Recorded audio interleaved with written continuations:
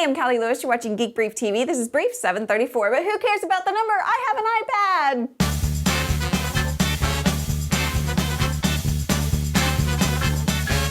iPads went on sale early this morning, April 3rd. A lot of you pre-ordered an iPad to have it delivered to you while you sit in your pajamas and have some pancakes. I made that mistake with Snow Leopard and didn't get my shipment for a week, so I got up early, didn't have any pancakes, and showed up at the Apple store to ensure I got one this time. On time.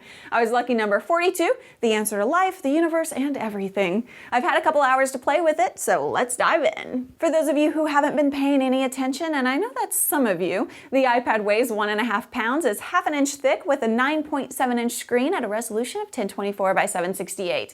Right now you can only get a Wi-Fi version, but in a month you'll be able to lay your hands on an iPad that has Wi-Fi and 3G access. You can get 3G service from AT&T for $15 to $30 a month and no contract.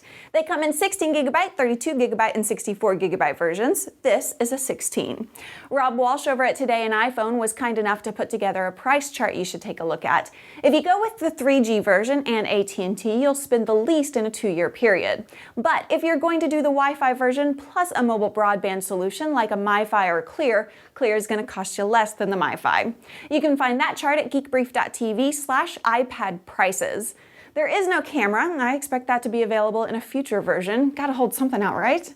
Battery is supposed to be up to 10 hours. Now, I didn't want to wait that long to get this episode out, so I'll update you next week with my test results on that. The device has a headphone jack, an on-off button, a button for locking the screen in landscape or portrait mode, volume up and down, a home button, speakers, and an Apple USB charging port.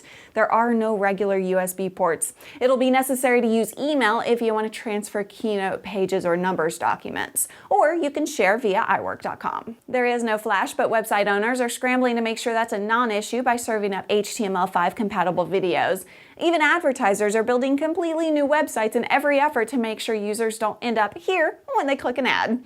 It's too bad Apple's making everyone jump through these types of hoops, but it looks like the end user will be experiencing less flash frustration than we did on the iPhone. Given that the iPad doesn't multitask just like the iPhone, the main difference between the two devices, other than the obvious screen size, is the suite of native iWork apps.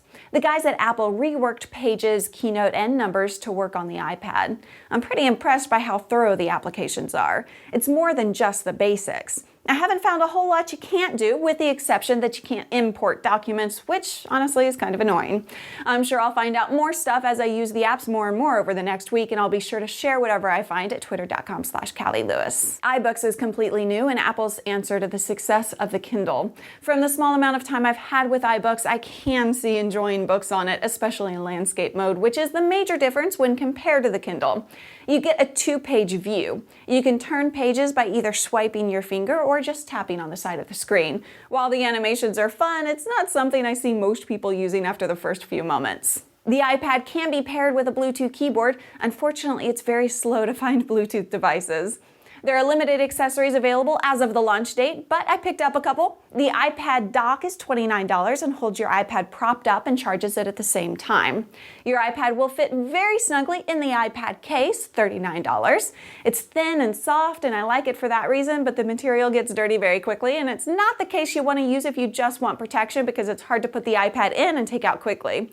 If you just want protection, go with a sleeve accessory. I'm going to be looking forward to trying out some more iPad accessories over the coming weeks. The screen size will prove to be both a good thing and maybe a bad thing. For the most part, for the things most of us want to use it for, the large screen size will be a very positive thing. However, in certain apps, you'll find it hard to maneuver while holding the device at the same time.